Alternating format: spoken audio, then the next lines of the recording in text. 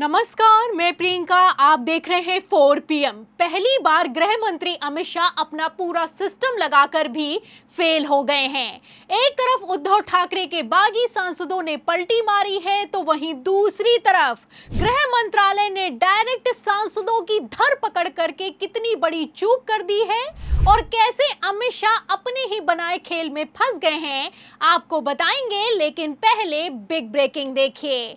तो लेटेस्ट खबर निकल कर सामने आई है कि शिंदे गुट का ऑपरेशन टाइगर फेल हो गया है। 2 सांसदों ने साइन से इनकार कर दिया है और उद्धव का शक्ति प्रदर्शन आज होने वाला है। तो कायदे से मैं आपको बता दूं कि उद्धव ठाकरे के पास 9 सांसद हैं। 2/3 के हिसाब से 6 का टूटना जरूरी है। अगर 6 सांसदों में से एक की भी संख्या कम हुई तो बाकी बचे सांसदों की सांसदी खारिज हो सकती है।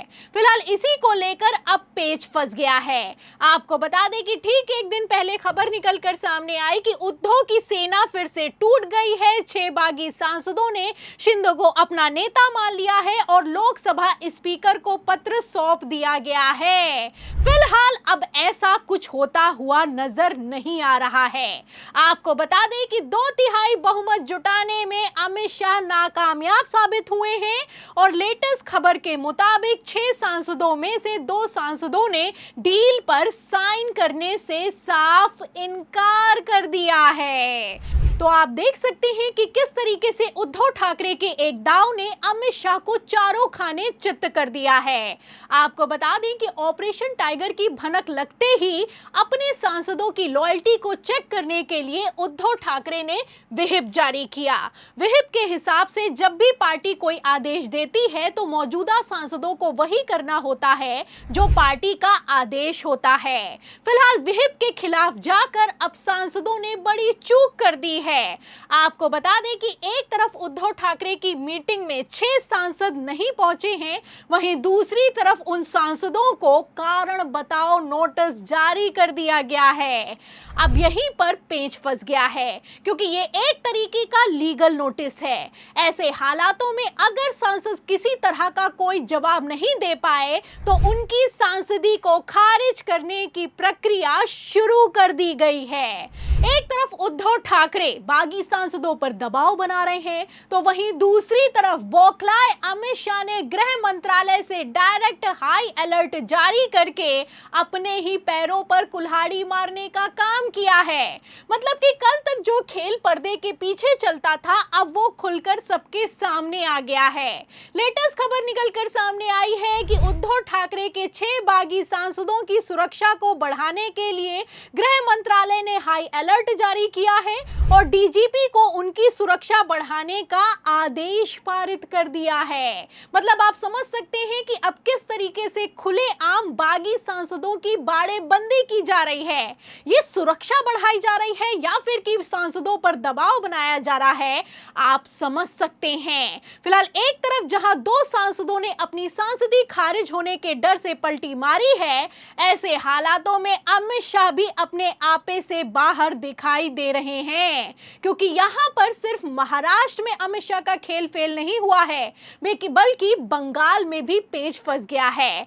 आप अच्छे से जानते हैं कि ममता बनर्जी के 2/3 के हिसाब से 20 सांसदों का टूटना जरूरी है। दावे के मुताबिक कहा तो जा रहा है कि स्पीकर ओम बिरला को 20 सांसदों ने बगावत का लेटर सौंप दिया है, लेकिन ये लेटर भी फर्जी निकला है। दावा तो किया जा रहा है कि टीएमसी के 20 सांसद बागी हो गए हैं, लेकिन यहां पर मैं आपको बता दूं कि स्पीकर बिरला से मिलने के लिए टीएमसी के सिर्फ 17 सांसद पहुंचे हैं और बागी सांसदों की सूची में भी 17 के ही नाम शामिल हैं। ऐसे हालातों में आप समझ सकते हैं कि बंगाल में भी अमित शाह ईडी, सीबीआई और अपना पूरा सिस्टम लगाकर भी सांसदों की संख्या को पूरा नहीं कर पाए हैं। एक तरफ 20 की संख्या 17 की हो गई है, है, वहीं दूसरी तरफ अचानक से भारतीय जनता पार्टी बैकफुट पर आ गई है। मतलब कि इतिहास में ऐसा पहली बार हुआ है कि बीजेपी ने ऑपरेशन लोटस तो किया, लेकिन बागी सांसदों को अपनी पार्टी में शामिल नहीं किया। जाहिर सी बात है कि डबल फजियत से बचने के लिए अमित शाह ने टीएमसी के बागी सांसदों को एनसीपीआई में शामिल तो करवा दिया है, लेकिन इन सांसदों की सांसदी को लेकर भी पेच फंस गया है। तो फिलहाल आप समझ सकते हैं कि किस तरीके से गृह मंत्री अमित शाह का मास्टर प्लान चौतरफा फेल होता हुआ नजर आ रहा है। गोदी मीडिया खबरें तो चला रहा है कि विपक्ष टूट रहा है, लेकिन असल में सच्चाई तो यह है कि एनडीए में भगदड़ मची हुई है। लेटेस्ट खबर के मुताबिक आपको बता दें कि झारखंड में राज्यसभा की 2 सीटों पर चुनाव होने वाले हैं। इंडिया गठबंधन के पास नंबर मौजूद है, लेकिन फिर भी बीजेपी आला कमान ने जोड़ तोड़ की राजनीति करने के लिए एनडीए की मीटिंग बुलाई।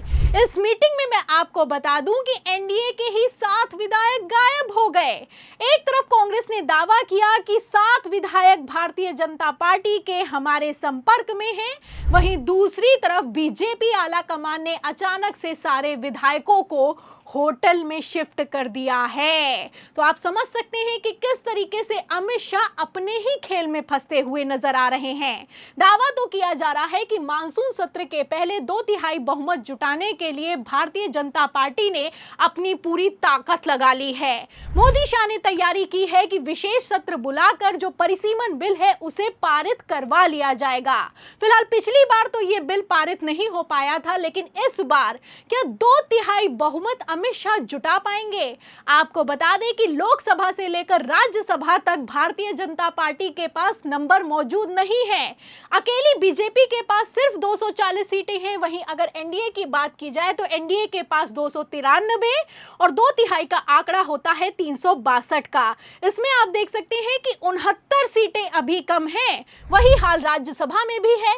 राज्यसभा में भी आप देख सकते हैं कि 2/3 के लिए 16 सीटें एनडीए को और चाहिए। आपको बता दें कि परिसीमन बिल को लेकर राजनीतिक विश्लेषकों से लेकर वरिष्ठ पत्रकारों ने दावा किया है कि अगर लोकसभा की सीटें 543 से बढ़कर 850 हो गईं, तो प्रधानमंत्री नरेंद्र मोदी को उनकी कुर्सी से हटाना नामुमकिन हो जाएगा। फिलहाल जिस तरीके से अमित शाह खेल कर रहे हैं, क्या वो मोदी की कुर्सी को सिक्योर कर पाएंगे? और सबसे बड़ी बात, क्या इस बार अमित शाह 2/3 बहुमत जुटाने के चक्कर में मौजूदा बहुमत से भी हाथ धो बैठेंगे? इन सभी सवालों के जवाब में पूरी रिपोर्ट पर आपको क्या लगता है? आखिर क्यों अमित शाह इतना हड़बड़ा रहे हैं? जो भी आप सोचते हैं हमें कमेंट बॉक्स में जरूर लिखें। वीडियो को ज्यादा से ज्यादा शेयर करें, हमारे चैनल को लाइक करें, सब्सक्राइब करें, ज्वाइन करें। फिर मिलती हूं अगली खबर के साथ। तब तक के लिए धन्यवाद।